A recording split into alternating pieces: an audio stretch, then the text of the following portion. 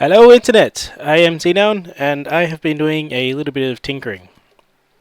Now, a while ago I saw a video from GenerikB about the concept of a vertical item elevator. So basically, normally if you're putting blocks down like that, you can pop out an item and collect it. So it turns out you can also do that by using a piston. And there we go. I did discover there's a little bit of directionality with this. So if I do this one instead, it kind of glitches and sits there, and the only way you can pick up that block there is by moving down. So don't know exactly why that occurs, and it only seems to affect picking it up, but that's the F3, F1 direction, and the F2, F0 direction there is okay. So something to be aware of. I'm not sure how much it'll affect people's builds and stuff, but yeah, it's just a little buggy. So at the time when GenerikB was asking about it, a whole bunch of people gave him video responses, and basically all the farms, I didn't watch every single video, but all the farms I saw required either a button press or they ran off of a clock to keep the items cycling through, and neither of those really work for a fully automatic farm like the system I've got set up in my base.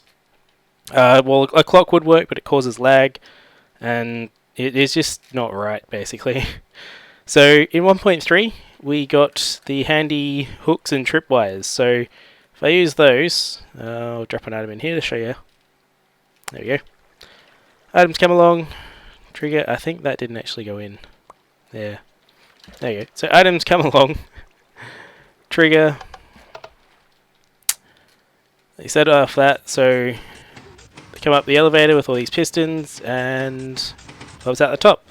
So that was completely item activated. As you saw, it goes down the water, and then you can collect it up there when it's come down from there. So it's very handy for a situation in my base where I've got an ocean over the top of me, so I've got a vertical limit of how far I can go up. But I've got plenty of space down below, and I have a collection point, so I want all of my farms to output to. So I didn't really have that much space to build farms, but now I do because I can build them lower. Use this to bring it up to my collection point.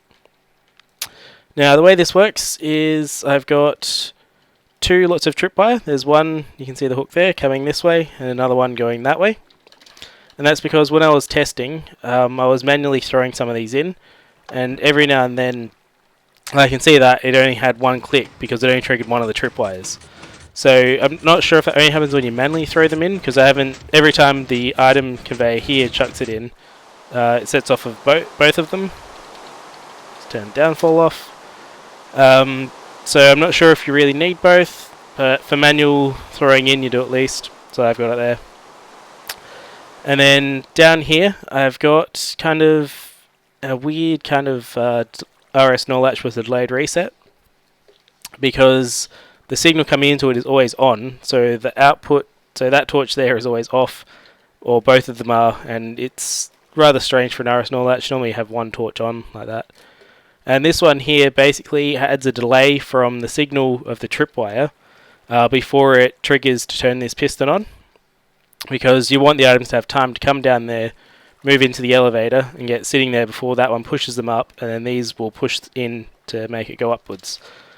So if I didn't have this here, I did originally have just a few, I think like 3 repeaters on full ticks of delay, and that was alright for one item at a time. But when I threw in a whole bunch staggered, it completely screwed everything up. So this thing here is a little bit more robust. We got a bit more delay, and yeah, you might be able to achieve the same thing with just a few more repeaters. But I know this works, so might change it later. Works for now.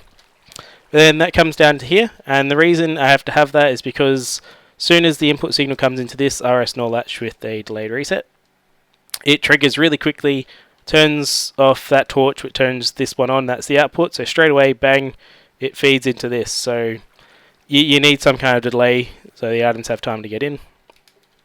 And then this one is here because the tripwire signal when an item falls through it is very short. It's shorter than a button press. So this kind of extends the signal and allows it to work, basically. And so from that, comes in here and up there, so this technically activates 1 tick later, 2 ticks because of that torch. Yeah, activates 2 ticks after this one, and that works. I think I originally had this on 3 and that on 4, and it still worked fine, so you have a bit of leeway in those 2 repeaters. You can probably do both on 1. Oh no, you need it on 4 because so it holds it up long enough. Yeah, then between each level, I've got this on 4 ticks, just so that kind of stays powered for a bit and keeps that piston pushed out. If you have it on any less, then it'll push out and come back in before the item has a chance to jump up. And then between each piston that fires, I've got another repeater with 4 ticks of delay. So again, that's to give the items time to jump up. I did manage to get this on 3 ticks of delay and working, but it was kind of glitchy and it didn't work all the time, so 4 ticks works fine. And then that just continues up each layer. Now in some of these layers I have glowstone because in my original design I didn't have a repeater there. So I needed the glowstone to run it up. You don't actually need that anymore with those repeaters. And then when we get to the top, there's an output signal here to an inverter. And then that leads into a double piston extender so that when the last block gets pushed there, this one then pushes it off. So first bit pushes it here, then second bit pushes through there and it lands in the water. So you can collect it.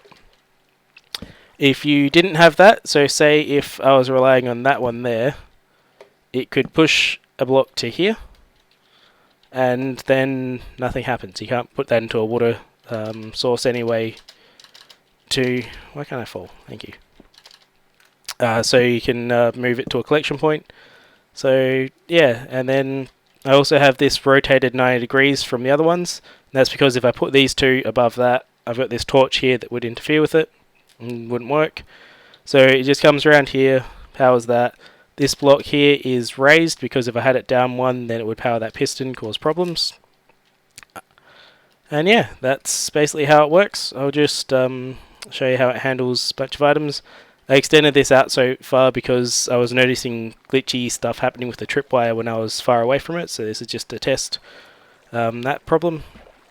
So if I throw a bunch of items spread apart to simulate different farms firing at different times, or maybe a large farm and there's a lot of delay between the first item and the last one.